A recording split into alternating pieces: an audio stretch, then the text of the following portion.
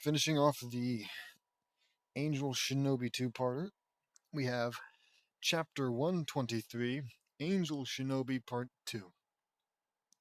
The Chunin exams were on. The people were settled into their seats at the classroom, and me, Vuri, Naruto, and Sakura were looking at all the genin from the mist, sand, cloud, rock, waterfall, rain, snow, grass, and sound villages. Love sounding. Wow, the whole world is practically here. I say. No kidding, says Naruto. Yes, says Sakura. I scanned some of the Genin mines and saw that some interesting stuff. So you invaded their privacy? You know? Whatever. Isn't that like... Oh, I'm such a nerd. Anyways, I was gonna say, isn't that like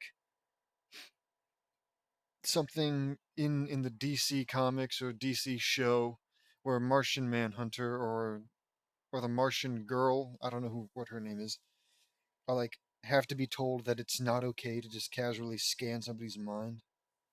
Anyways, maybe not. That's not important. Saw some interesting stuff in their pasts, but one Genin caught my mind, and it was a grass Genin. My face so itchy. It was really Orochimaru in disguise. In my head, Orochimaru is here, just as I suspected and knew he was gonna be. So smart. But I sense a small spark of good in Sasuke. Oh, small. Yep, very small. Keep in mind, Sasuke is still the most evil person in the world. Maybe I can separate it from him and destroy his evil side later on. I told Vuri, Naruto, and the girls telepathic, telepathically. Huh. I don't know why it was weird for me to say that. I sent a message to Lord Hokage, too, and he put all the Anbu on high alert. Ibiki Morino came in.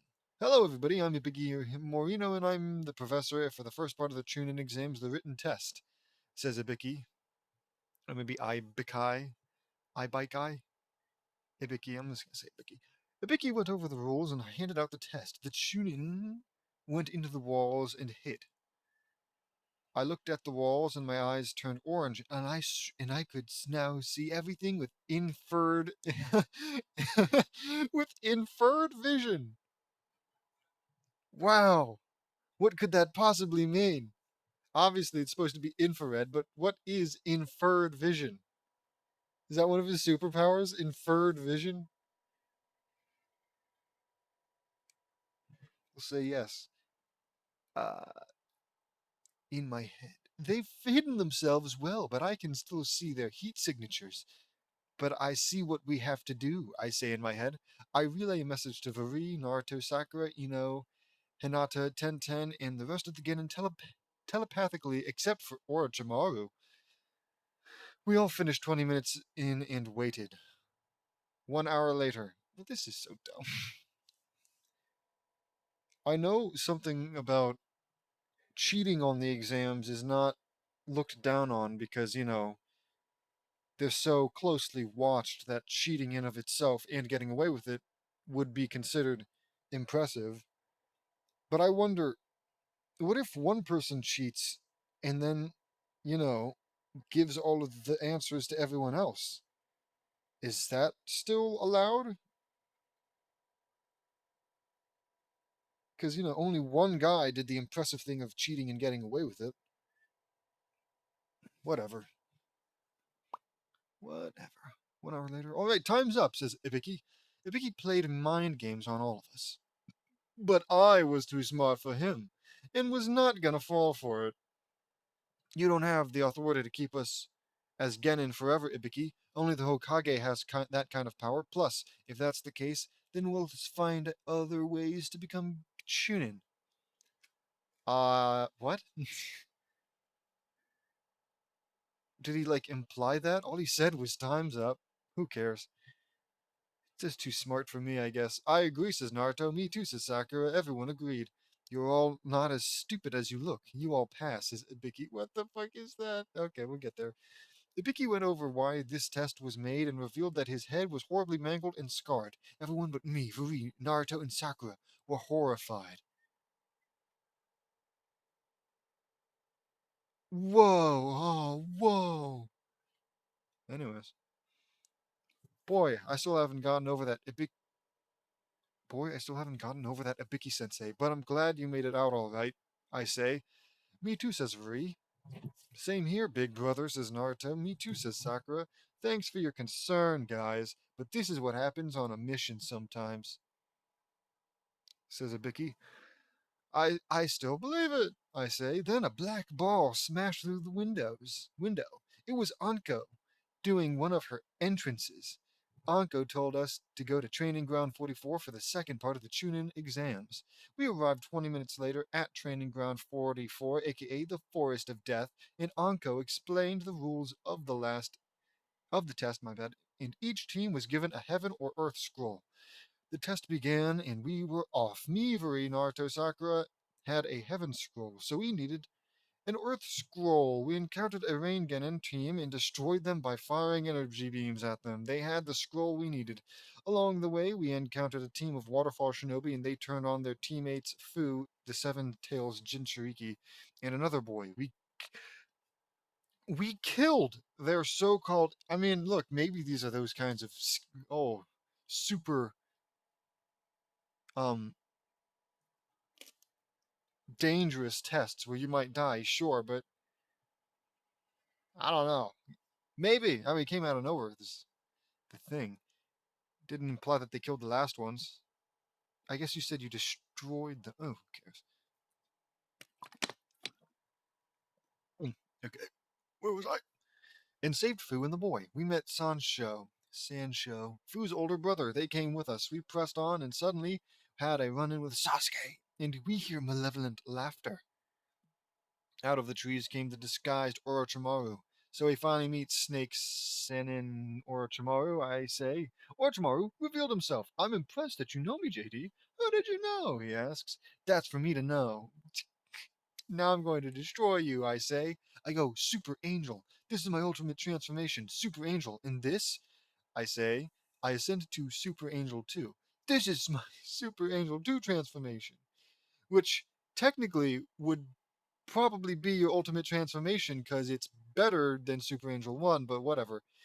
And this is to go even further beyond. Oh, he said it. He said it.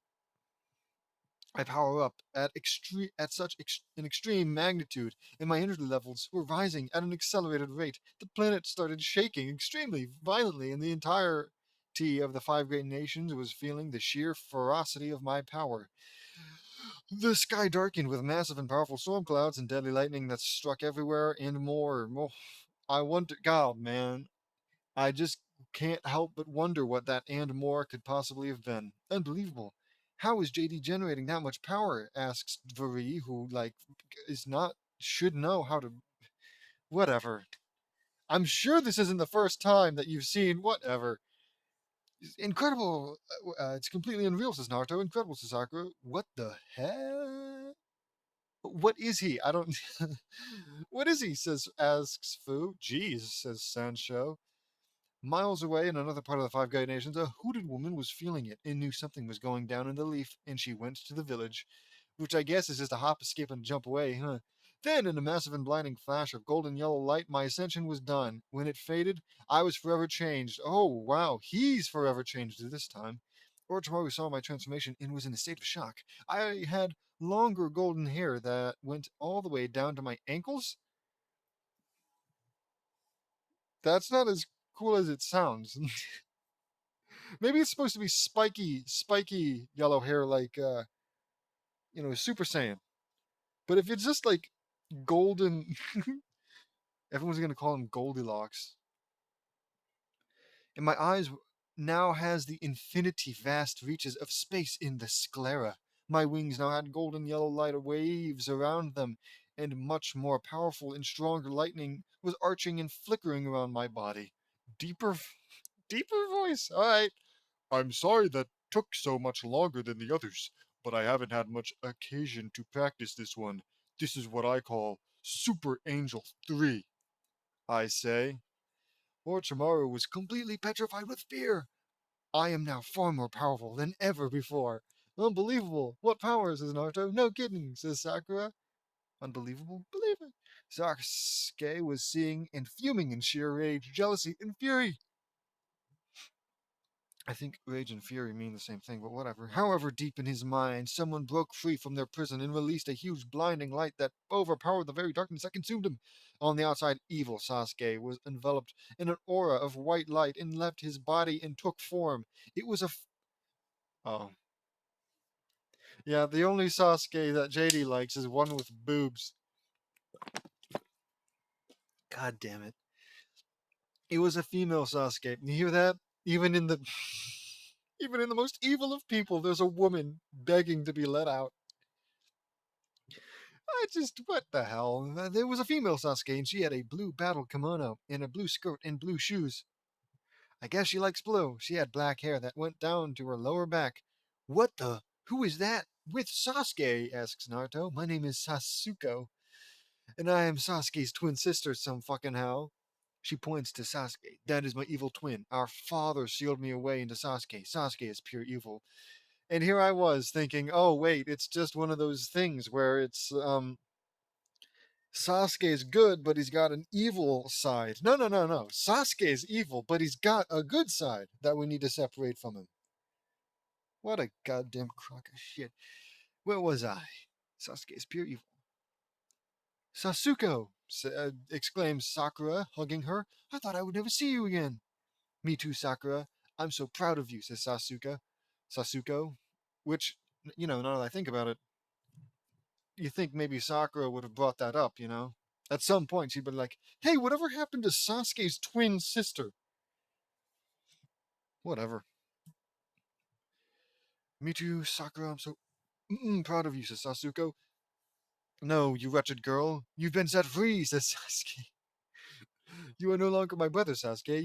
You no longer exist to me, says Sasuko. Orochimaru then extended his neck and bit Sasuke on his neck and gave him the curse mark of heaven. So you gave him the curse mark, I say. Yes, and soon he will come to me in search of more power, says Orochimaru. I don't think so, you homicidal megalomaniac pedophile. I don't think so, you homicidal megalomaniac. Megalomanic, I mean. Pedophile. Okay. Well, I mean, I guess, maybe, somehow. He hangs out with kids a bunch. Man, these predator catchers are getting out of control. Imagine when they you know in, confronted EDP 445. They went Super Angel 3 and then banished him to the netherworld. Was the cupcake worth it? I teleport and kick Orochimaru in the face and send him crashing through multiple trees all at once. I fired an energy blast at it hit Orochimaru and exploded with incredible power. Kraboom. The wonderful thing is, you know, you can't tell that this is better or stronger than Super Angel 2. All right, you just have to read JD's, James's writings of how, oh, I'm so much more powerful, and my hair is long and yellow like Goldilocks. You know, they're indistinguishable. All right, he's doing this stuff, and it's just the same. It's just the same as if he was doing it in Super Angel 2 or 1, or even without it, for all I know. God, this is so bad. Um,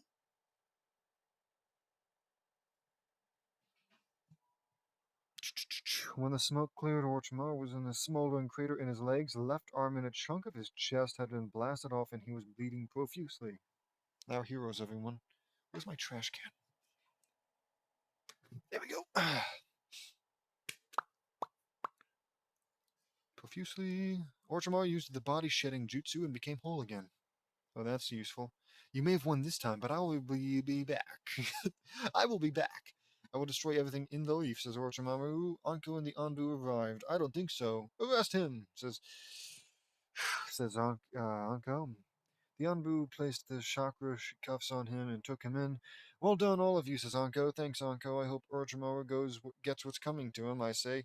Later, we go through the forest and find Kurin, who is weak and exhausted. We arrived, and Kurin was in the infirmary with Sasuke. We told Lord Hokage what went down and more. and he was floored. Sasuke was allowed to continue in the Chunin exams, and there was a special battle planned for him. Fantastic. I wonder whatever that could be. 5 days later, the Chunin exam preliminaries were on. Battle 1, Naruto Uzumaki versus Sasuke Uchiha. Who could possibly win? Everyone was not expecting this. Naruto got down there and he was facing Sasuke. You dead last loser. You ruined everything for me, says Sasuke. You deserve it. Believe it, because your evil clan killed my father, says Naruto. What do you mean? Oh god, lore dump. Asks Sasuke.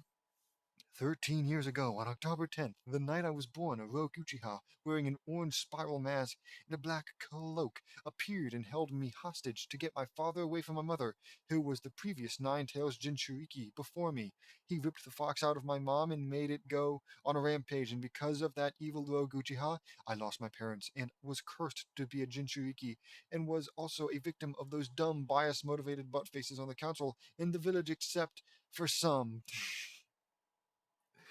I can never forgive the entirety of the Uchiha clan for killing my mom and dad. The only exceptions are Makoto, Sasuke, and Itachi, who I assume are all very attractive women. I hate the entire Uchiha clan and everything they've done to not only me, but also the entire planet, and they will pay for everything. I'm going to make sure that there are no more Uchiha in the world.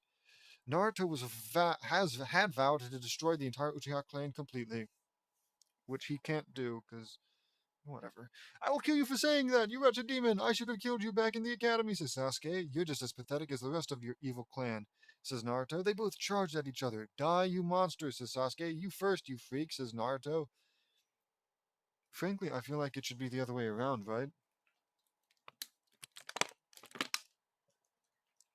You know, because calling him a freak is just mean spirited, but calling him a monster would make sense because he's a bad guy. Whatever. Time to read this awesome fight scene. Tell you what, if this genuinely impresses me with its fighting, I guess, I will donate all of my earthly possessions to a charity. Uh, Autism Speaks. Yeah, that seems. Wait, isn't Autism Speaks bad? Whatever. We'll just do the Monterey Bay Aquarium.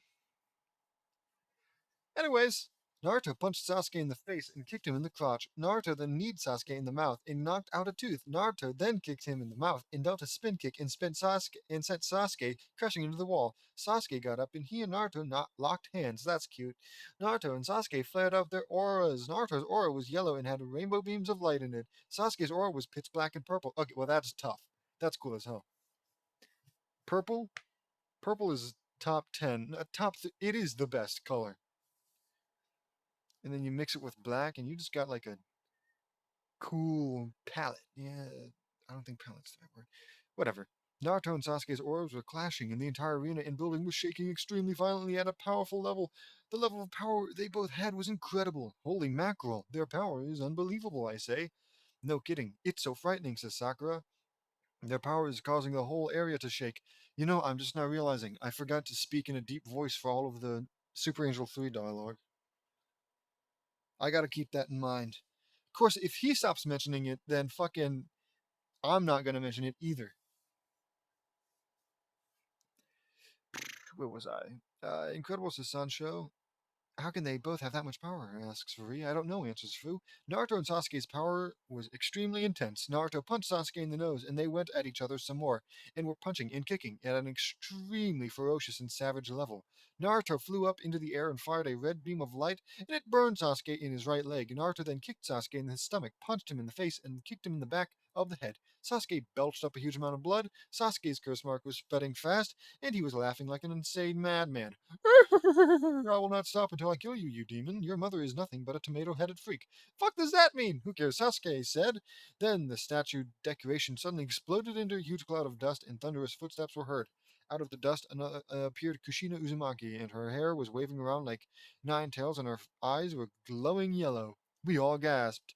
Kushina's alive? Why are you shocked? You fucking know this! You have a younger version of her dating her son. That's so weird, but how do you forget this kind of stuff? Excuse me. I drank exceptionally loud.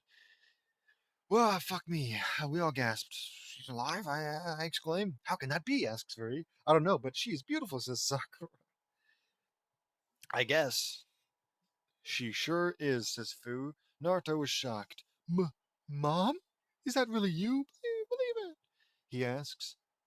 Kushina calmed down and she saw Naruto. Naruto? Is that you? My son! She cries joyfully. Naruto and Kushina hugged for the first time in 13 years. Really weird, you know? How weird must that feel, you know? One day you wake up, oh hey, younger version of my mom, kisses her or some shit, I don't know. Who is my future wife? Anyways, I'm gonna go into the simulator. Oh look, a non-young version of my mom. Time to treat her like a mom. You can't do that. You can't be dating her, and it's.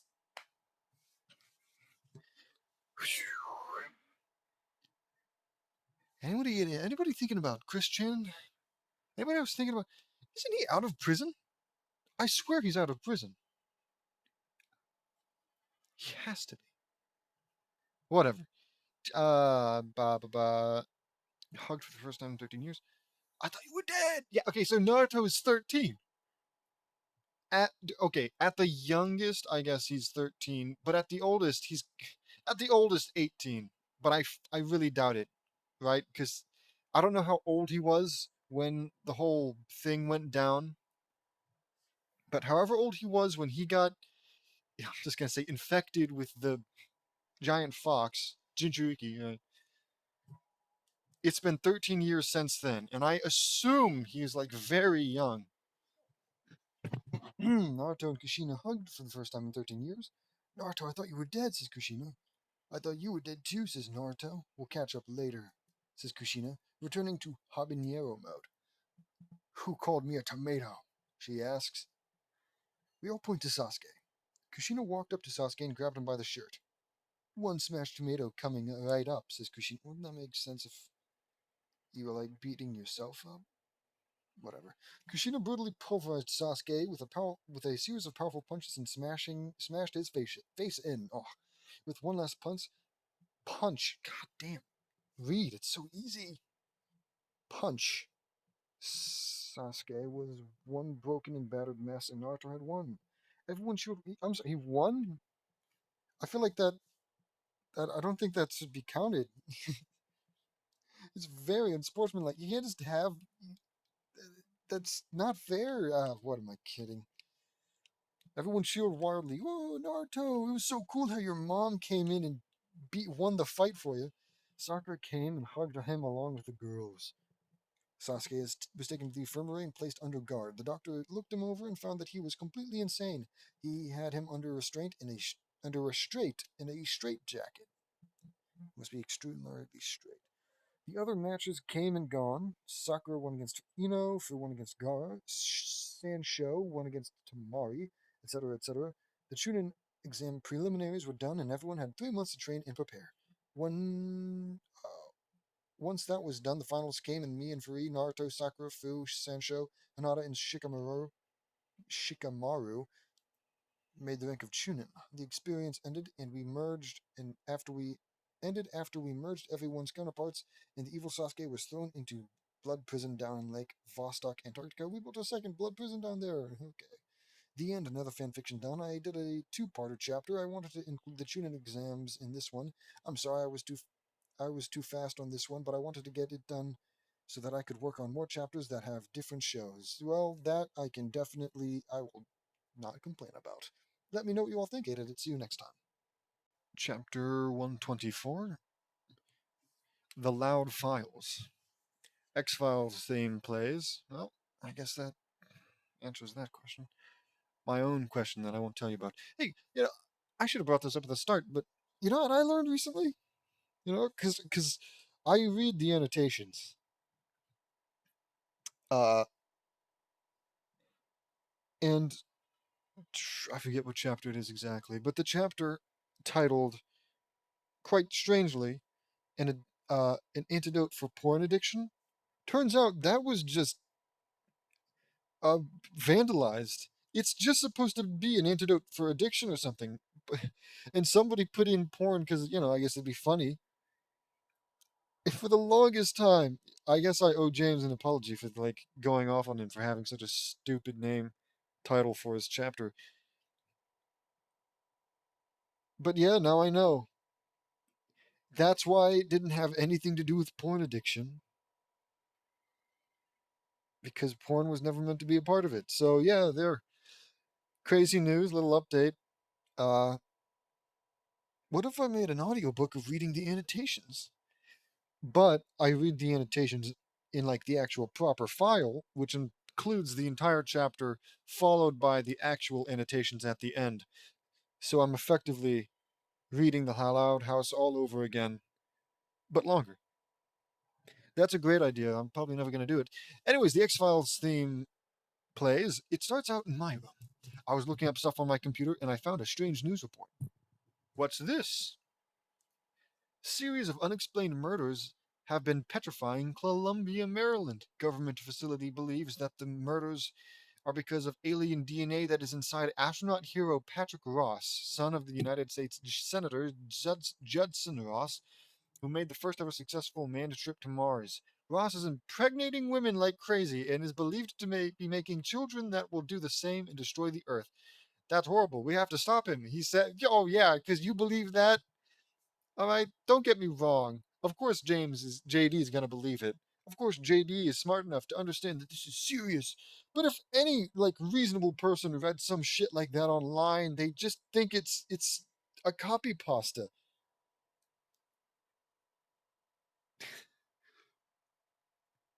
Does Bruno Mars is gay? The rumor come out. God, I want to read that. That's at least funny. A mysterious blue light appeared out of nowhere, and I heard a voice. No fucking way. I kept looking at this out of the corner of my eye, and I'm like, isn't that a Green Lantern ring? Lantern? Did I say lantern? Whatever. Isn't that a Green Lantern ring? Well, not green, obviously, but a lantern ring. I was just like, well, no, no. It's X Files. It's clearly X Files. So it must be some kind of X Files ring, I guess. But no, it's fucking Green Lantern. Of course, but Blue Lantern technically. God damn it! What is blue again? I forget. Is it? For all I know, it's bravery. Pink is. I genuinely think pink is just supposed to be for girls. Pink is for girls. Orange is fear. Green is bravery. Black is death, maybe. I don't know. Red is anger, rage.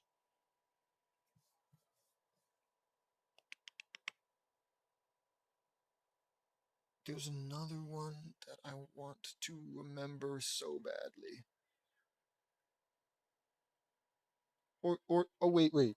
Yellow is fear.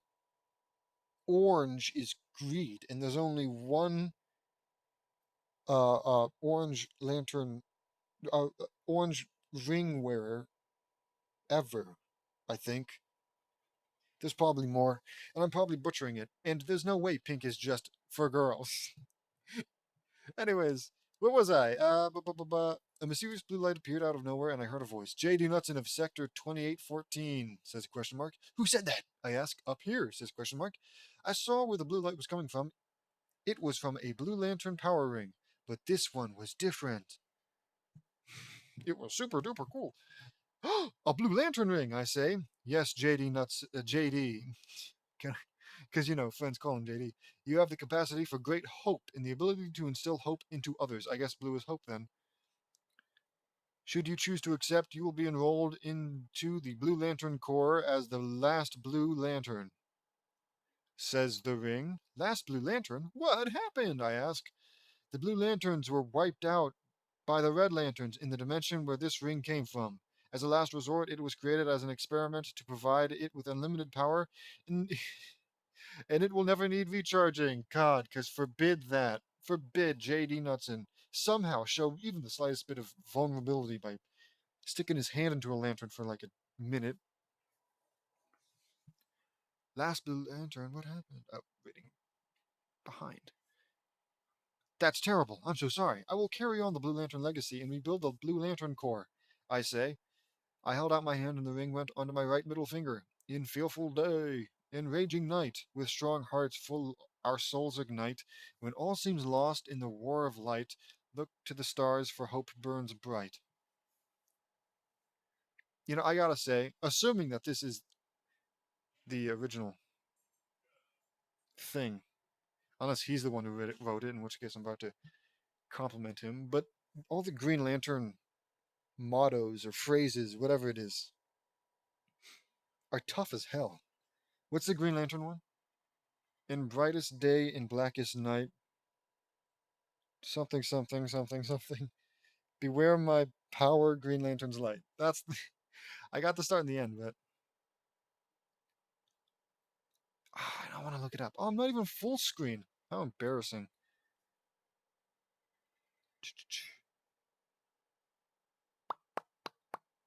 I now had a blue and black sleeveless bodysuit, and it had a sash that held the Blue Lantern emblem on it, and the symbol of the Blue Lantern Corps was emblazoned on my forehead.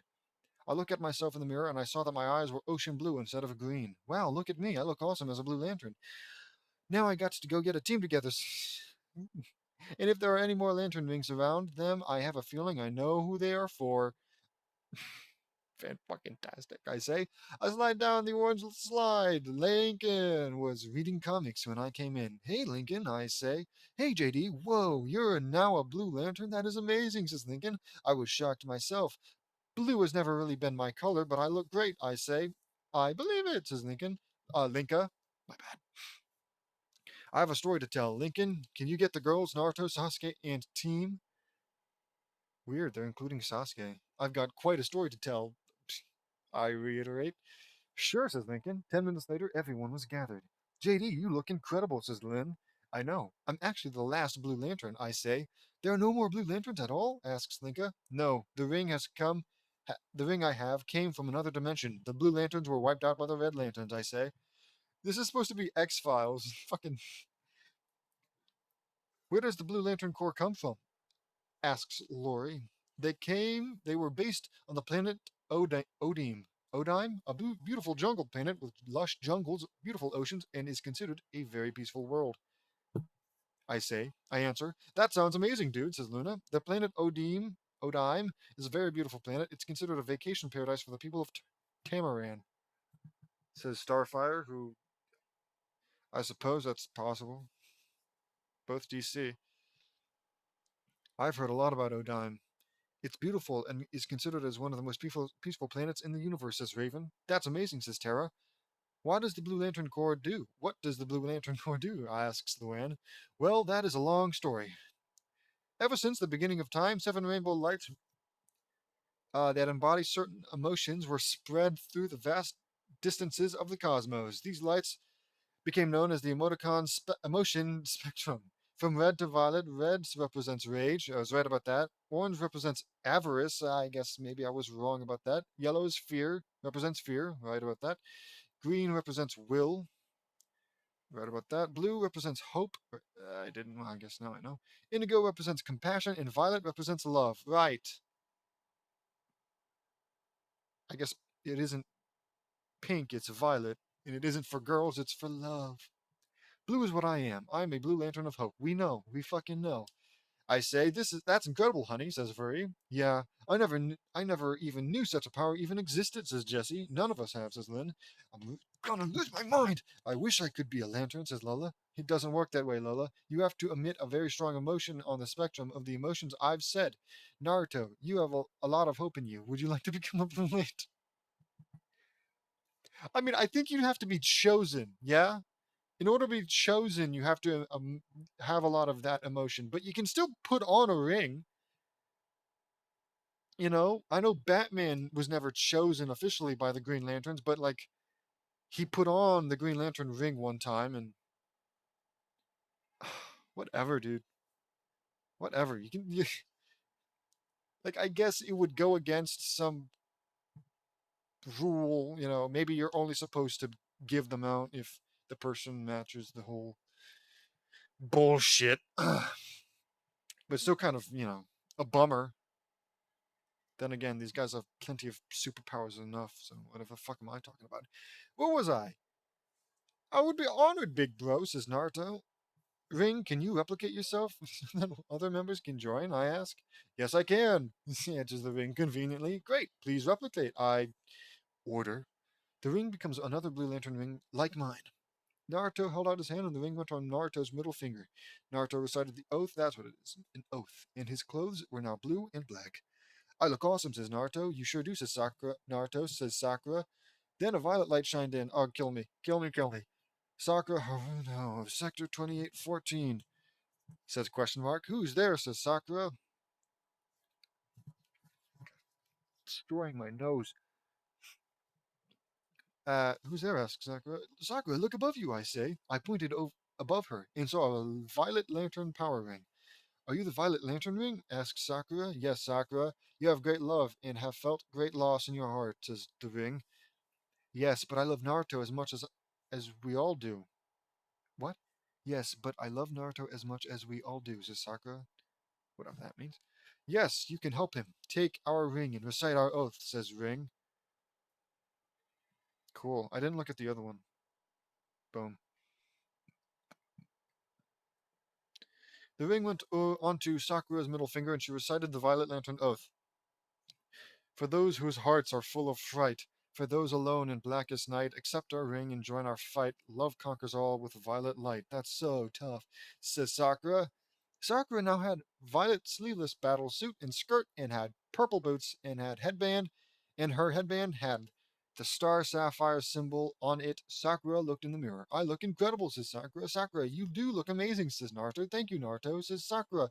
Star sapphires have the same function to replicate their rings. Star sapphires come from the planet Zamaron. It's a crystal planet, home to a warrior race. I say, Zamaron is widely field, field, feared on Tamaran. My people and the Zamarons have been in an endless verbal war with each other. Well, it could be worse. Whatever, says Starfire. A interstellar Cold War. I've seen these in science fiction novels, says Laney. Yes, they are very powerful people. Yes, they are very powerful people, and they have immortality and cosmic level energy, says Starfire. Wow, that's incredible, says Naruto. Is it? I'm so done with this. No kidding, says Fu. Sakura replicated her ring and made one for each of Naruto's future wives. Everyone except everyone received a power ring from each of the Lantern Corps. Lin, Flame Princess, Kaiba, Mocha, Volcano, Ranian, and Sasuke received red lantern rings. They came from the planet Yzmalt. Aren't red lantern rings the enemy right now? No, the enemy is the alien infected astronaut who's impregnating women. But I guess that's not as important as doing our 20-minute suit up, huh? Lola, Lori, Lady Sunada, Young, and Lisa received orange lantern rings. They came from planet Ukara. I'll look at all these after we're done. Rock, Rock Lee, Laney, Lenny, Jesse, Clyde, Woody, Beast Boy, Robin, Liam, Cyborg, Zach, Gabriella, and Penny got green lantern rings. Lana, Jerry, Eileen, Kushina Young, Tara, Riley, Baruto, Lily, Cole, Lincoln, Ed, Link. I guess I should say Double D, Ed, Linka, and Luna were now Blue Lanterns. Lucy, Luann, Shino, Itachi, Sasuko, female Sasuke. Argent, Raven, Choji, Eddie, Bumblebee, and Tabby were now Yellow Lanterns. Of fear? I don't know why anyone would want to proudly wear yellow lantern rings. Whatever. Where was I? Fuck, where was I? I've just lost my yellow lantern. Okay, here we go. Sancho, Kushina, Adult, Hinata, Sarada, Hamaru, Himawari, Vari, Max, Nudge, and Angel received indigo lantern rings. All right, now that we're all lanterns, we have a new mission. An alien presence. Oh, right, I have to look at the images. So, Green Lantern planet. Very cool. Green Lantern ring. Very cool. Orange Lantern ring. Very cool. Orange Lantern planet. Very cool. Indigo ring. Very cool. Indigo planet. Very cool. Yellow ring. Very cool. What? Very cool, I guess. Red ring. Very cool. Red planet. Very cool. I think that's it.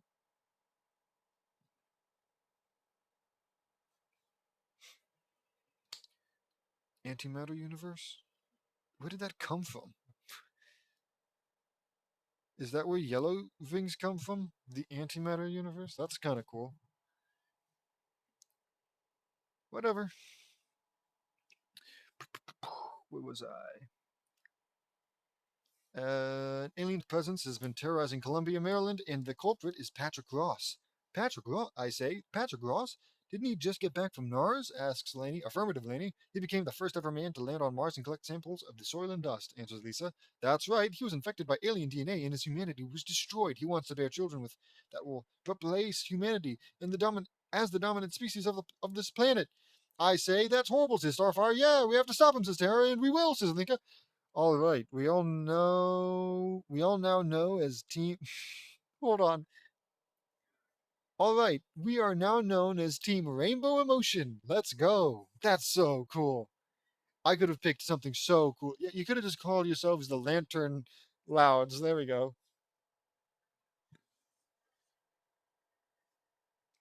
Team Lamplight. Team Team Lantern Heroes. Team just really Rainbow Emotion. Sounds like a hippie band. Hipster. Ah, it's horrible. Team Rainbow Emotion. Let's roll, I say. We all fly to Columbia, Maryland, and in 2 hours we arrive at a government research facility. What are you doing here, JD? What are we doing here, JD asks Lincoln. Patrick is here. I can sense it, I answer. We all run in and saw Patrick attacking the crew in order to get a woman named Eve. Get to a woman named Eve. Open the door now, says Patrick. I fire a blue beam at Patrick and it analyzed him. Analysis confirmed. Patrick Ross has been contaminated with DNA from the Xenosian species. Xenosians are a predatory hybridized race that have been notoriously feared throughout the universe. Their goal is to replace all life in the universe with their kind and make it all populated by only their kind. Why does he do that? Why does he do that so often? Why can't you just say, it's like he has to say it in two different ways for no reason. We understand what it means when you say it the first time. Whatever. Says the ring. That's crazy. That's intergalactic bigotry. I mean, it doesn't mean that they're racist.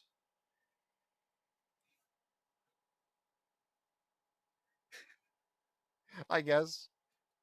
But where am I going with this? Ring! What planet do the Xenosians come from? I ask. The planet they come from is located in the Andromeda Galaxy.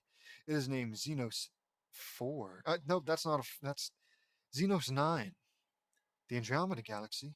That far away? That's amazing, I say. We have a life form from the Andromeda Galaxy? Incredible, says Lincoln. Yeah, it's very cool. It's going to take over the planet if we don't stop it, so I think that should be taking priority, but whatever. How can these creatures be that evil, says Lola. They just are. And they need to be wiped out, says Laney. Agreed, says Mocha.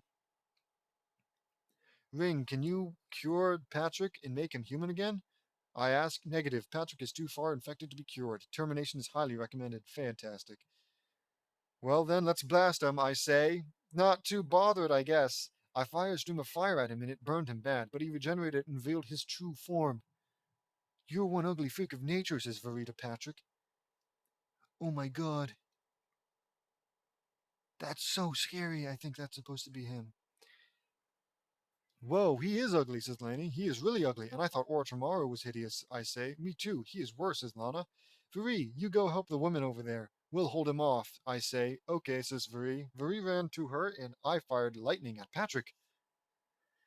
Laney entangled Patrick in bramble vines, and he was trying to break out of them. He's really strong, says Laney. You can do it, Laney, I say. Press and Dr. Laura came and helped us. Who? Eat this, you freak, says Press, firing his gun at Patrick's head, but the bullets weren't having any effect on him. Oh, what kind of guy with a gun is like, oh, I'm going to go help the lanterns, the lantern corps that have literal superpowers? I'm going to go help them.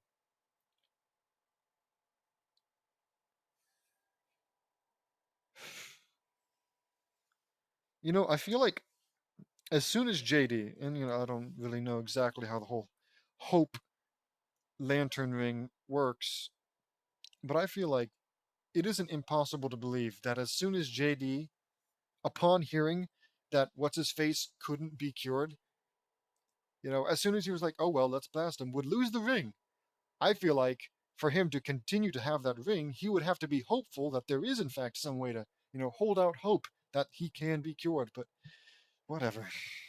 No, he only needs to get it once, and then he can act as any form of emotion because he's just that powerful and cool and nice and smart. Okay, where was I? Bullets won't have an effect on him. Bullets can't stop him. Let's see how he likes fire, says Lola, throwing a fireball, and it hits Patrick in his head, and his head explodes. Gotcha. But Patrick regenerates his head. He grew his head back. How about some ice? Mizor? Misery? Whatever. Asks Lana. Don't mind if I do, says Misery. Oh, it's a person. Don't mind if I do, says Misery. Lana in Missouri. Lana in Misery fired a stream of blue wind, and it froze Patrick's arms, and they shouted off, and he roared in pain. But he regenerated his arms. Ice won't work either, says Lana. Thank God he's letting you just do this to him instead of like fighting back. What will it take to kill this monster, I ask. Xenosians absolutely dislike diseased human blood, and any small amount of it will kill them, says Ring. What counts as diseased? That's interesting. Diseased blood, I say. Do we have samples in storage? We have samples in storage, says Dr. Laura. Go get them quick, I say. Dr. Laura ran and went to get the blood. Lisa went with her. Marie was talking to the woman. So you were crafted by Xenosian, I hate this fucking name, DNA infused into an embryo, Eve? Asks Viri. Yes, answers Eve. That's very interesting. But I want to tell you, Patrick is a monster that wants to destroy all of mankind, says Viri. Yes, I realize that now. I don't want to reproduce and mate anymore. I want to help humanity out and make the world a better place. But I can't fight my mating urges, says Eve. This is weird. It's okay. Just have just mate with JD. He has no choice. Uh Fuck, where was I? I might be able to help you with that, says Vri. Okay, go for it, says Eve. Here goes, says Vri. Vri fired a blue ring beam, and it made her sterile.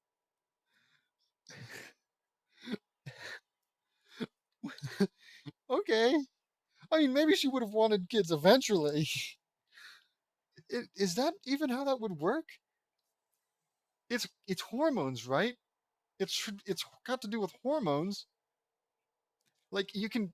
I'm not sure. All right, I don't know much about biology and hormones and sterilization, but does sterilizing you instantly rid you of all those?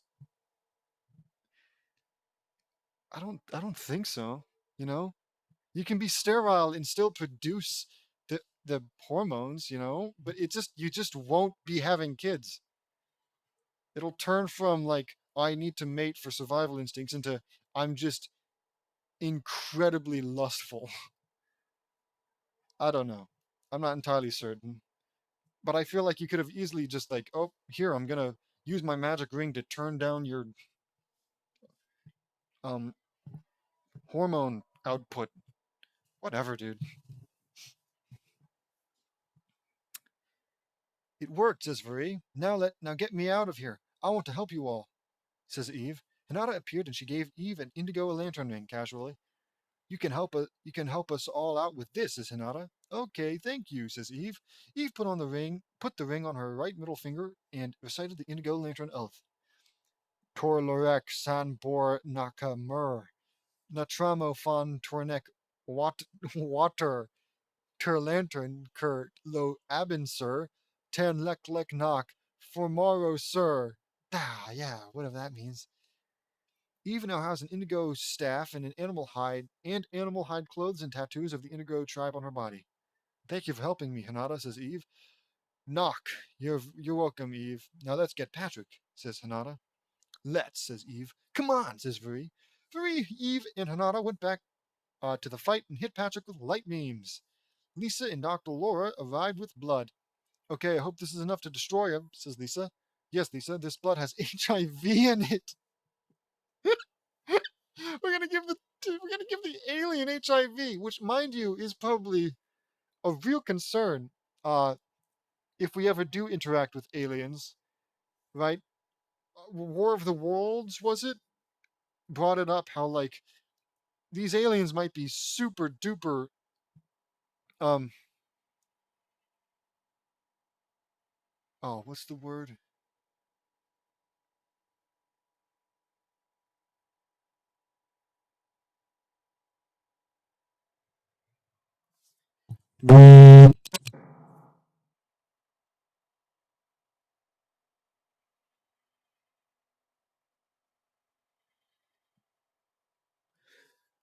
Vulnerable. They might be super duper vulnerable to our earth germs and diseases. But I don't know, HIV is whatever. Naruto took out a kunai and handed it to me. Thanks, bro, I say. I take the blood and coat the kunai in it. Let's see you taste this, Patrick, I say. I threw the kunai at it and it paled him in the back and it was burning him like acid. Whoa, diseased blood burns Xenosians like acid, says Furry. That is very potent, says Eve. Knock. Why does she keep saying that? It'll be the end of him in a few seconds, says Hanada. Nonetheless, at least we won't have to see Patrick's ugly face ever again, says Lola. Agreed, he really was a monster, a true monster that needed to be destroyed. I feel like we're forgetting that, like, before the whole infection, he was probably a normal guy. But whatever, says Lucy. Yeah, I don't like aliens. No offense, Starfire, says Eileen. None taken, Eileen, says Starfire. Fucking why? I don't like aliens, even though the one that I've known for the majority, the one that I've known, the alien that I've known the longest is a totally perfectly fine alien, and that this one single alien, that's so dumb. You should have said, I don't like Xenosians. It just doesn't make sense. I don't like aliens. There's probably billions of aliens out there. All right, and I'm sure none of them would be offended, but whatever, dude. Fucking whatever. No offense. Let's finish him off. Lisa, can I have the rest of the blood? I ask. Certainly, JD, answers Lisa. She hands me the blood pouch. Hope you're thirsty, I say. I threw the blood and it splashed all over Patrick and he completely dissolved him into green slime. Gross, says Lisa. Lola, I mean. That was yucky, says Penny. No kidding. It's hard to imagine that he went from hero to man, hero of man to a ruthless and remorseless alien killer. Well, before that, he was a sex machine, but I think probably shouldn't bring that up in front of the kids.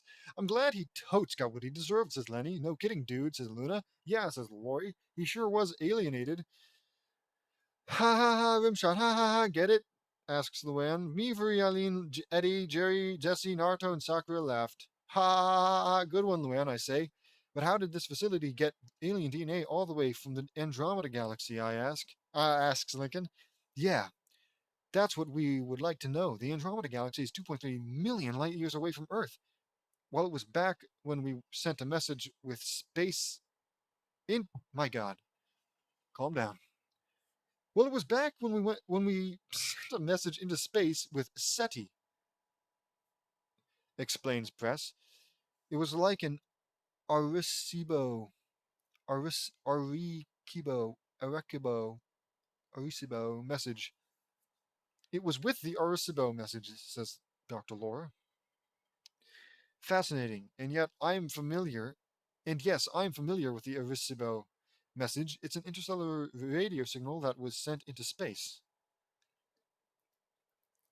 Oh, that's neat. I've heard about that. It's a radio dot message that shows information by color. It was created in 1974. White is the number 1 through 10.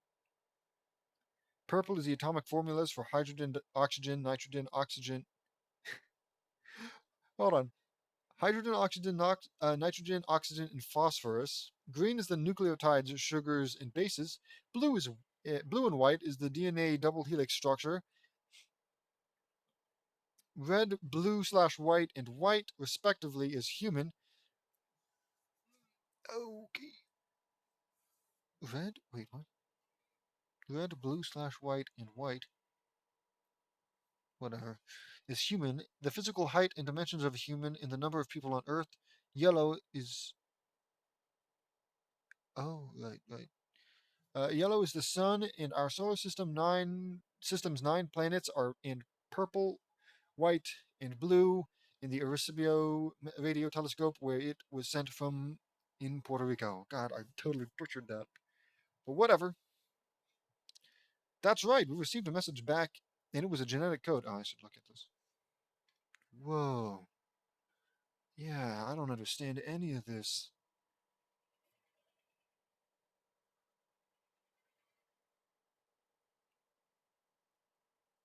What good is this?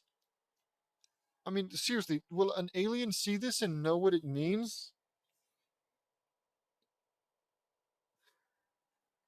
Whatever.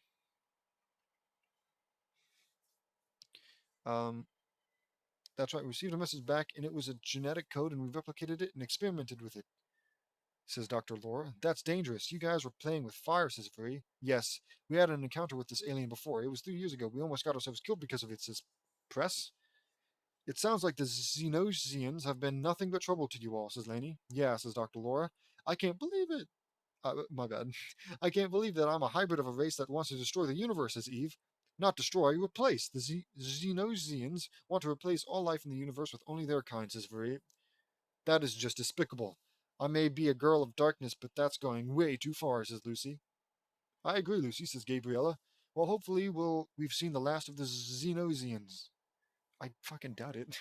You killed one, says Press. Not quite. Patrick has children at his home, and they're coming here. I say. We turn toward the exit, and we all see lots of young boys turning a corner in a hall. Whoa, Patrick sure was busy all by himself. I can't believe he killed so many people, and all those boys are the result. I say. Are we going to kill a bunch of kids? How many are there? Asks Lincoln. Sakura counted them. There's 30 of them, she answers. Patrick sure has moved fast, says Linka. They have to be destroyed, says Eve. I agree. There's only one place for them. The sun, says Eileen. Go for it, Eileen, says Marie. Eileen had a blue aura around her, and she entombed all of the boys in a blue bubble, and she took off. She went into space and approached the sun. Wow, I didn't know the sun was this big up close, says Eileen, who I guess isn't very bright, not unlike the sun, who is very bright. She released the bubble, and the alien boys were vaporized instantly. That's that, says Eileen. She went back and landed. What is this?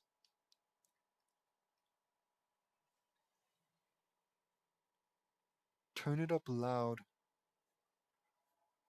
Okay, cool. She went back and landed. Later, we decided that the Xenosian DNA was too dangerous for use, uh, to use for all of humanity, and it all had to be destroyed immediately. We all gathered up everything from the experiments and DNA, and Lola, Flame Princess, and Sakura incinerated everything related to it. Eve decided to help everyone in Team Rainbow in motion.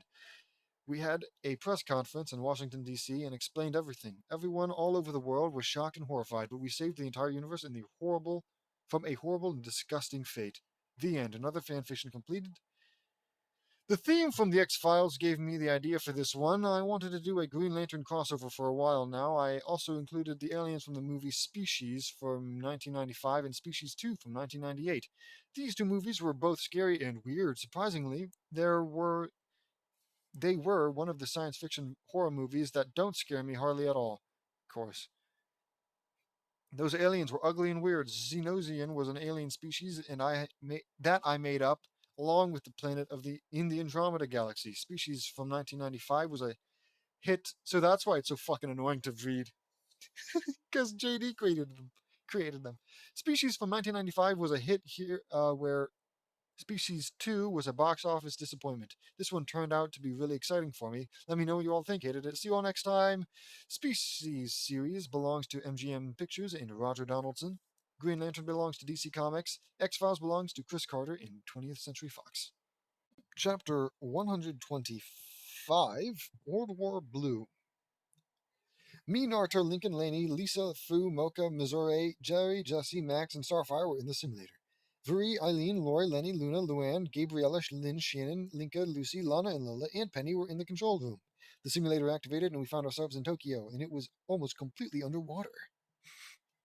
It's water world. What happened here, I ask. This whole city is underwater, says Lincoln. Something cataclysmic happened here, says Lenny. Affirmative. This is definitely a post-apocalyptic scenario, says Lisa. Wait a minute. I've seen this before. We're in one of my favorite shows. It's called Blue Submarine Number 6. It's about a brilliant scientist named Zorndike, and he decided that humanity wasn't worthy of inheriting the world, and he melted the polar ice caps and flooded the planet, and much of the planet was underwater. He created a nasty horde of creatures that are half human, half animal, and he made people that are half deer, half goat, pretty every animal you can think of. But he created aquatic humans and more. Says Mocha. Wow, that is like one of my favorite books on by H.G. Wells, The Island of Dr. Moreau. Oh my God! I know that. Not well, mind you. And I know that it is the inspiration for Moreau from Resident Evil Village. Something like that. So that's cool, I guess. That's pretty neat. Yeah, but with the post apocalyptic flair, I say. This is terrible, says Max. Affirmative. I may be the youngest scientist in the world, but gene splicing. Oh, my bad. Gene splicing is never my thing. My goals are to help all of humanity. I believe it, says. All of humanity, says Lisa. I believe it, says Max. That this is just awful, says Fu. Yeah, another Orochimaru is running amok, says Naruto. Yeah, just what the world needs, I say. Explosions suddenly rang out, and we saw a robotic machine about to attack. Let's help them out, I say. All right. Right, says All. We flew and saw lots of people running. As it was about to attack, I fired an energy ball at it, and it exploded. The machine crashed onto the ground and opened up, and out of a hatch came a girl that was part human, part fish. It was Mushio. Okay, that's a little. Maybe put on like a shirt. Whoa, this is one of Zorndike's creations? Asks Lincoln.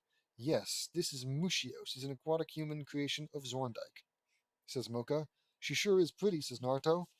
This is amazing. I think she should help us, says Jesse. I agree, says Jerry. Get away from that thing, says question mark. We saw a girl with pink hair. She had a gun pointed at Mushio. Mushio woke up and saw Naruto defending her. Oh my god. She swoons instantly. We mean you all no harm. We came to help you destroy Zorndike. He plagued this world for far too long, and we must be stopped. He must be stopped, says Naruto. I can tell. My name is Kino Mayumi, and I'm working to help stop Zorndike. But that thing is one of Zorndike's creations, says question mark. It's a pleasure to meet you, Kino. My name is JD Nutson, and we know that. She's scared and lost, says I say. That's right. I'm Naruto Uzumaki no Mikaze, ninja in Ninth Tail's Jinchuriki. Why do they say that? Do they know that? Would they know that? Says whatever. Says Naruto. I'm Fu. I don't have a last name. I'm the Seven Tails Jinchuriki, says Fu. I'm Lincoln Loud, and these are my younger sisters, Lainey and Lisa, says Lincoln. It's a pleasure, says Lainey. Greetings, says Lisa. I'm Mocha Akashia. I'm a vampire and a powerful fighter, says Mocha. I'm Mizore Shirayuki, a snow woman, says Mizore. I'm Jerry Katao. I'm a lion shaman, says Jerry. I'm Maximum Ride. Call me Max, says Max. I'm Jesse Bannon, martial artist, says Jesse. And I'm Starfire, Princess of Tamaran, says Starfire. It's a pleasure to meet you all, says Kino. We mean you no harm, and Mushio here doesn't mean harm either, I say. Yes, I'm just lost and scared, says Mushio, clearly lying, but knowing that she's going to die if she doesn't say such nonsense. We gasp in astonishment. You can speak? Mushio, can you tell us where Zorndike is so we can take the fight to him? I ask. Of course. He's at the South Pole, I say. That's far from here, but we can now take the fight to him, says Naruto. Yes, it's time to destroy Zorndike once and for all, says Kino. And we will. Mushio, you lead the way, I say. You got it, she says, quickly switching up on her creator. We fly out, and Naruto was carrying Kino with a shadow clone. We arrive at Antarctica, and it was a forest instead of an icy landscape. Thorndike sure has been busy here, I say. Yeah, we have to destroy him at all costs, says Lincoln. We walked around and saw an old man with a young girl that was half human, half deer. Zorndike, I exclaim. The old man was indeed Zorndike. He saw us, and he was impressed. So you finally found me, says Zorndike. In a way, yes. Why did you flood the planet? The whole world is now a post-apocalyptic dystopian nightmare because of you. It's not dystopian, dude. You can't be apocalyptic and dystopian. I mean, there can be like patches of dystopia, like the Institute in Fallout 4. That's kind of probably dystopian in an apocalyptic world, but you can't call this entire place dystopian. It's not even slightly dystopian.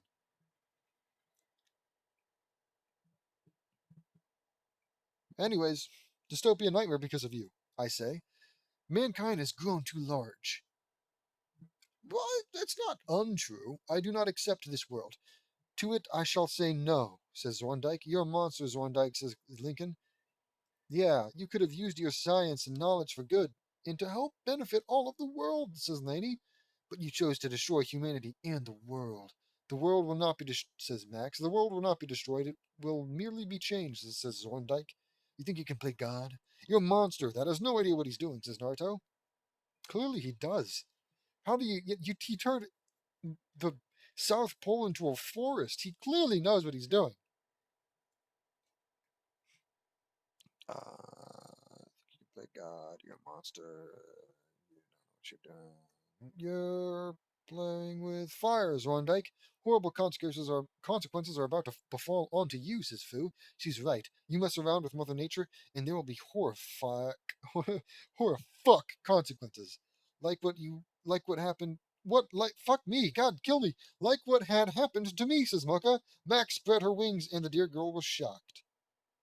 My DNA was spliced with bird DNA, and now I'm 98% human and 2% bird. And somehow that means fully grown wings.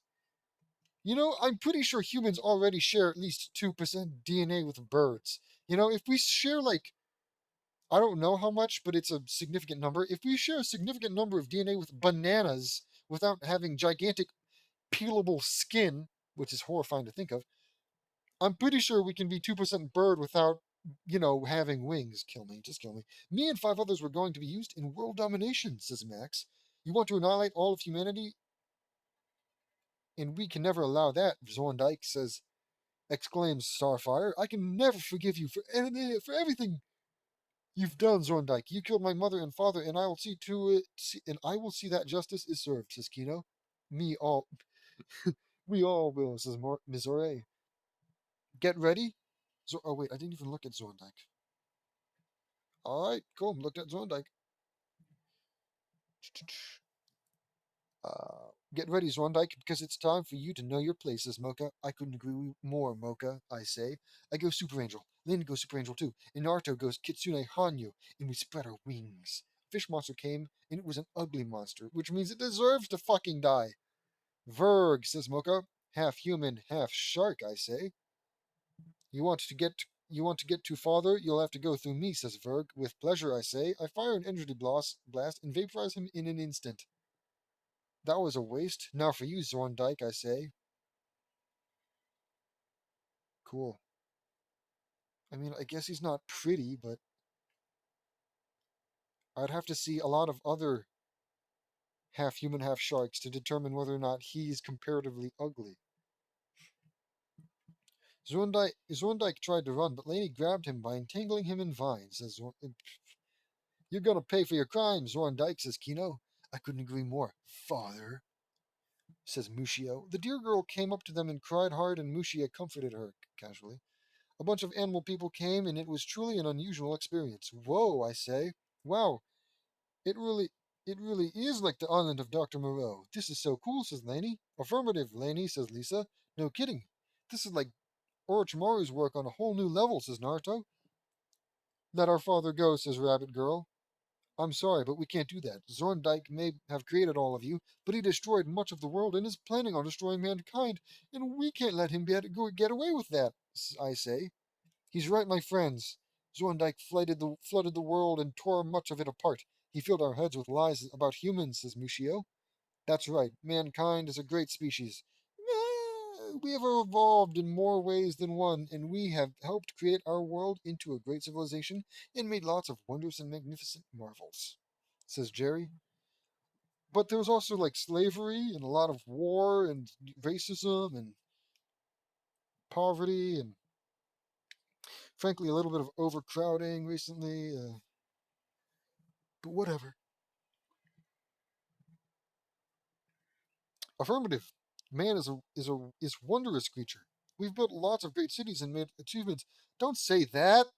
We have tore up thousands of acres of nature in forested land so that we could build giant metal skyscrapers. It's not my first go-to when trying to convince people of humanity's worthiness. Anyways, lots of great cities and made advancements in scientific technology, medicine, and more, says Lisa. We're also trying to help the planet grow back. Maybe, but not enough.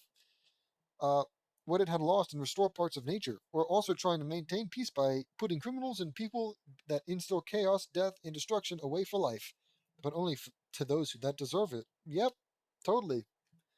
I'm not going to argue with that, says Lenny. Yes, this war between us and you is all is pointless.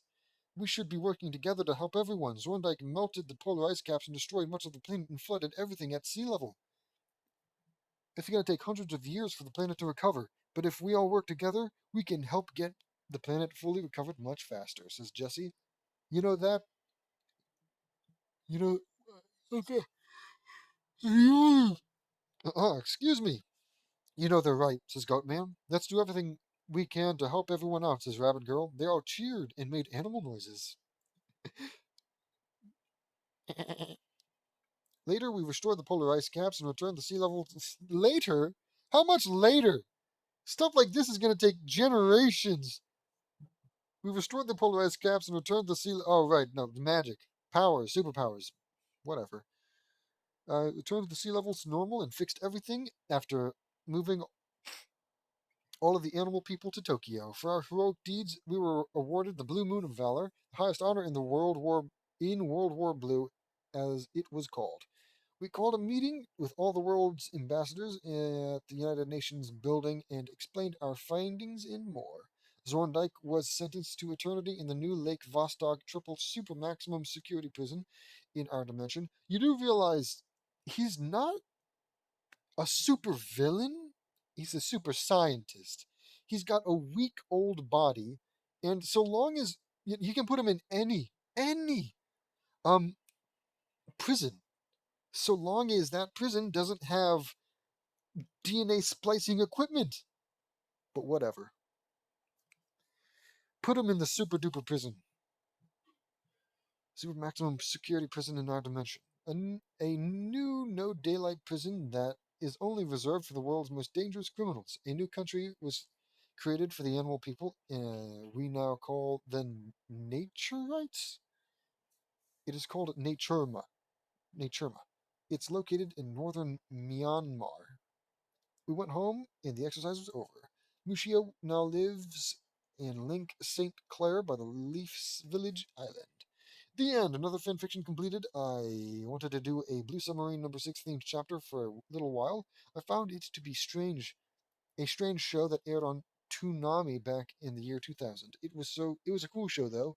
I don't know if any of you all have seen this show, but it was a 4-part miniseries. But let me know what you all think. Hated it. See you all next time. Blue Submarine is owned by Satoru Ozawa and Gonzo Studio.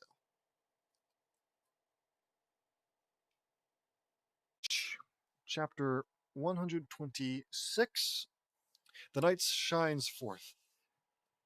It starts out with Vanzilla 2.0 driving down the road in the plains. Oh god, am I going to start hiccuping? You know what? If I do, I'm not going to stop. It's going to be a hiccup chapter, maybe. This is going to be so awesome, says Lincoln. You said it, buddy, I say. Today is August 21st, and we are going to Tryon, Nebraska to see an extremely rare event, a total solar eclipse. Lots of people are going to go see it in line of totality? In the line of totality, says Lincoln to the viewers. I know, buddy. He's not talking to you, dumbass. I've never seen a total solar eclipse before. This is going to be awesome. I say, this is going to be so exciting, buddy.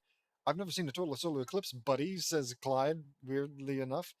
I've never seen a solar eclipse before either, says Vuri. Me neither, says Tameo.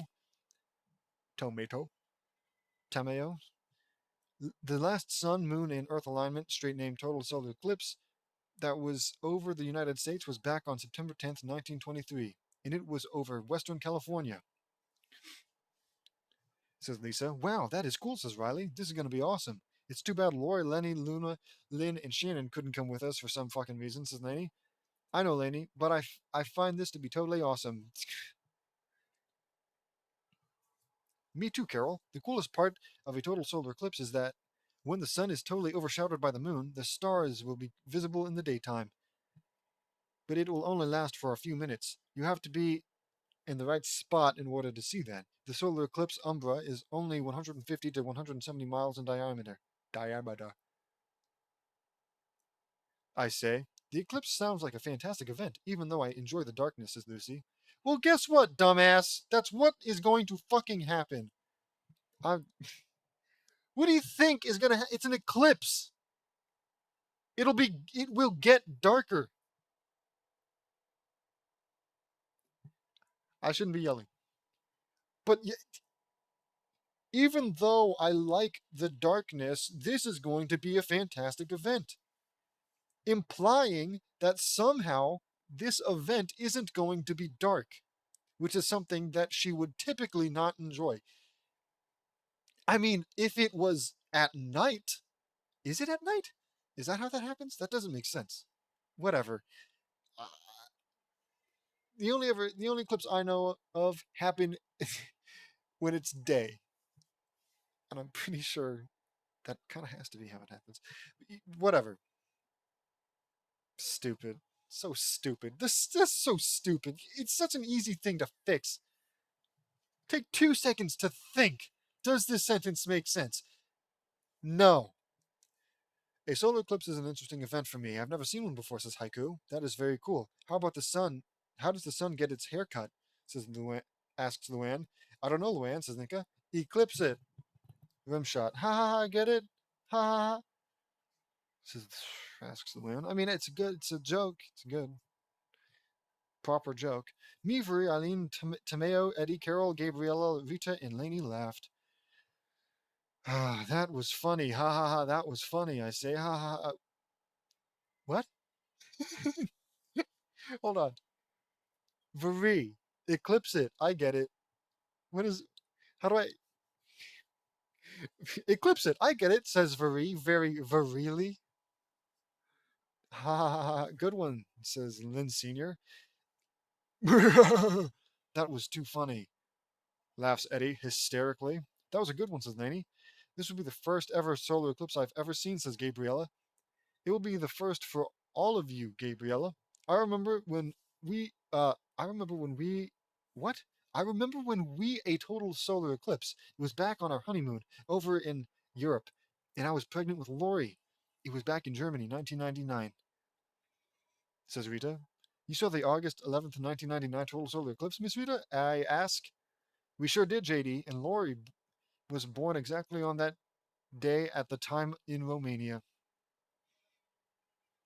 says Rita. That's amazing, Mom. I had no idea Lori was born during a solar eclipse. You know how cool that must be? The solar child. Anyways, me neither, says Lincoln. I didn't know that either, Mrs. Loud, says Clyde. Oops. It was considered a blessing for me and Lynn, says Rita. Lori's an eclipse baby. That's really cool, says Marie. It sure is, says Lynn Sr. I had no idea that Lori was born on the day of a solar eclipse, says Carol. Yeah, we all didn't know that.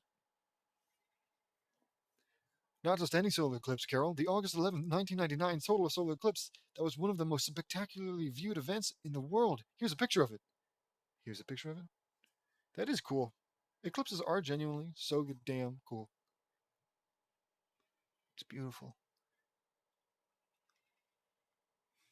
Put me on a planet where there's just a solar eclipse happening all the time. That's my version of paradise. Okay. Spectacularly. Here's a picture of it. I showed them a picture of the August 11th, 1999 eclipse. That is beautiful, says Carol. Yeah, I say. That was the most memorable honeymoon we've ever had. Oh, I mean, oof, oof, ever had, says Lynn Sr. We arrived in Tryon, Nebraska at 11:15 a.m. We're here, guys. Let's set up our camp, says Lynn Sr. Oh, God, not a song. I don't want to sing a song, man. I've been reading for a while and I'm hungry. I might just do it. I might just do it in one. You know, like, oh, one try. If it's good, it's good. If it's bad, it's bad. We set up our camp and waited outside at 12:03 p.m. and the eclipse started. The minutes ticked by, and at 1:07 p.m. we had 100% totality, and everyone cheered wildly. I decided to do a special song for this. I set up a concert stage and got ready. I would like to celebrate this monumentous event with a song. I'm going to play my favorite song, BERS. The night begins to shine. The night begins to shine, and the night begins to shine. The night begins to shine. Wait a minute! The night begins to shine when we're dancing. The night begins to shine. My God, it is the song! I can't believe this! I might look it up just to make absolutely certain. Because I'm singing the song from the Teen Titans Go episode. If anyone has a video camera that they can tape it for us. Ready? 1, 2, 3. I begin playing on my electric guitar, and it was a nice song. I saw you dance from the corner. I caught your name. Okay, I gotta know. I gotta know. I said I'd do it in one, but I gotta know. Don't say I don't put 110 into some of these fucking audiobooks. Because I found a karaoke. It's a Teen Titans version, but I'm sure it'll be fine. I found a karaoke version. Oh God, what if I get copyrighted? Oh, whatever. I hope it's not too loud. Let me turn it down a bit more. Let's do this. I saw you dance from the corner. I caught your name. It's kind of weird. In a conversation, playing hard to get, but I can understand. When I look at you, I see the story in your eyes. When we're dancing, wait, the night begins to hold on, I heard the... Oh, the night begins to... Well, it's a duet now. Night begins to shine when we're dancing. The night begins to shine. Talk till dawn. My heart was racing. I took you home in the driving rain. Had my mind made up. I wanna feel your touch. When I look at you, I see the story in your eyes. When we're dancing, the night begins to shine. Dude, this song's awesome. The night begins to shine. The night begins to shine. The night begins to shine when we're dancing. The night begins to shine.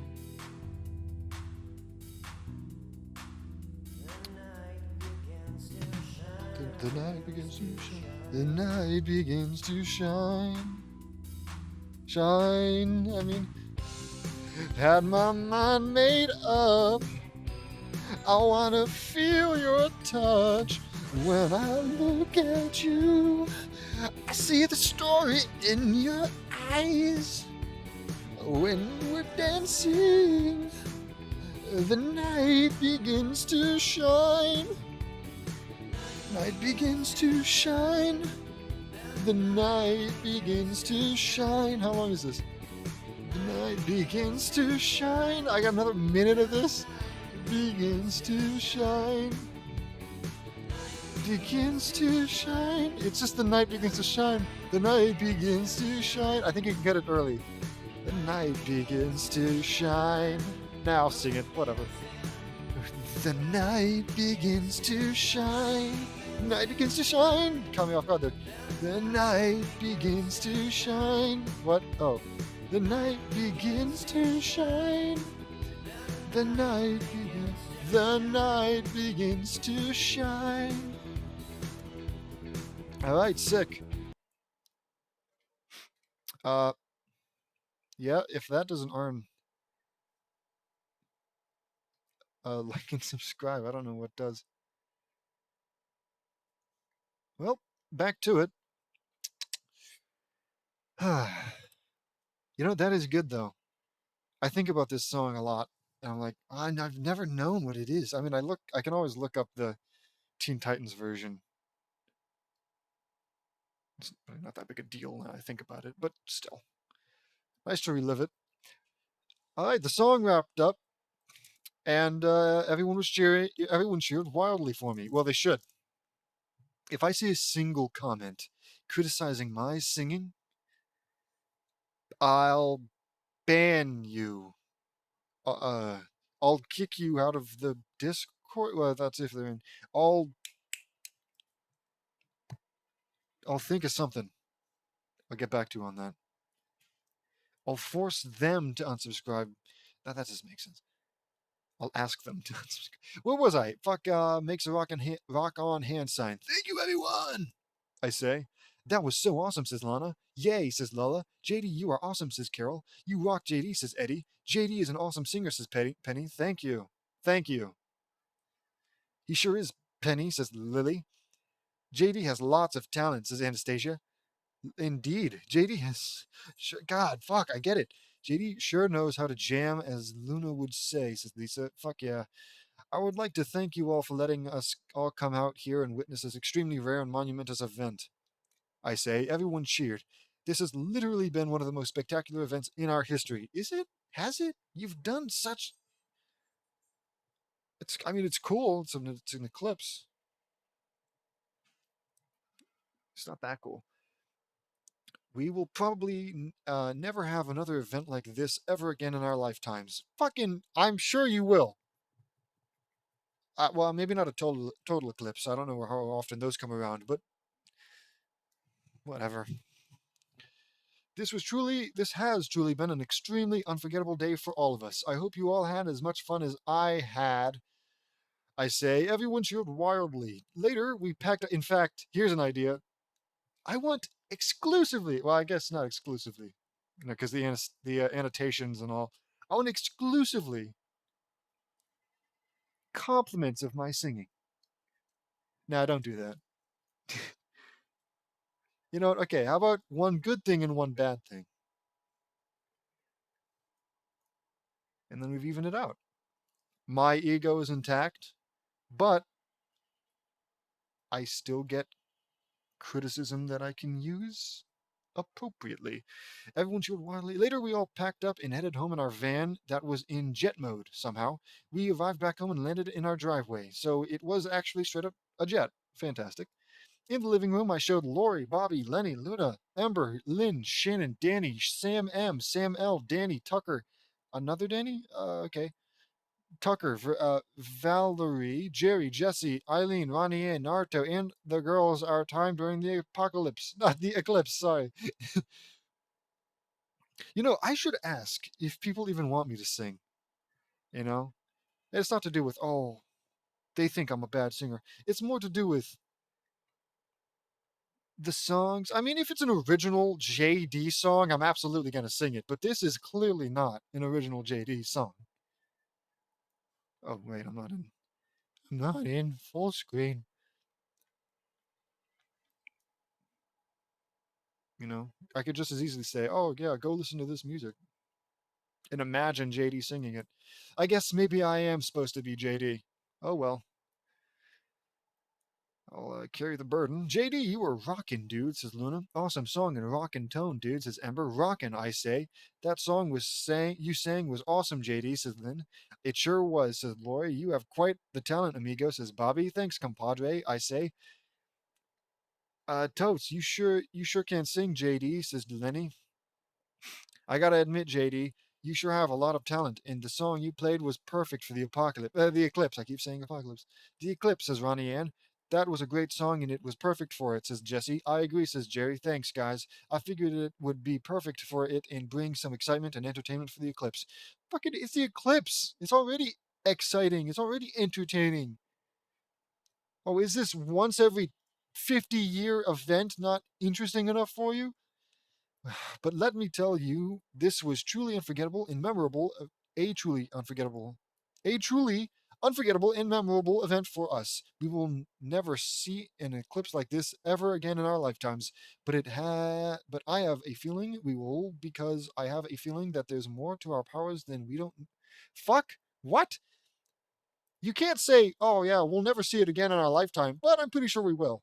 Just don't say the first one then.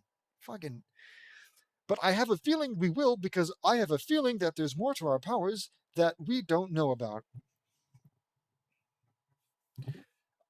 I say, I have a feeling you're right, JD, says Laney. Yeah, says Vuri. This was a great event, says Eileen. Yes, indeed, says Lisa. I would rather enjoy the darkness of I would rather enjoy the darkness, but JD made it very exciting, says Lucy. You sure did, dude, says Luna. You were amazing out there, JD. Is this a hidden talent? Asks Ember. I don't really know, but it probably is now. Fantastic. I say, it's great, JD, says Lincoln. It sure is, says Linka. Thanks, guys. We all made this monumental and extremely rare event memorable, I say. Headline news reports around the country and the world were astounded by the concert during the eclipse, and everyone was amazed and more. Just come on, dude. It can't be just a little filler chapter about, oh yeah, let's go to see. No, no, it's got to be the entire world recognizes how fucking awesome you are. Calm down. It ain't that deep.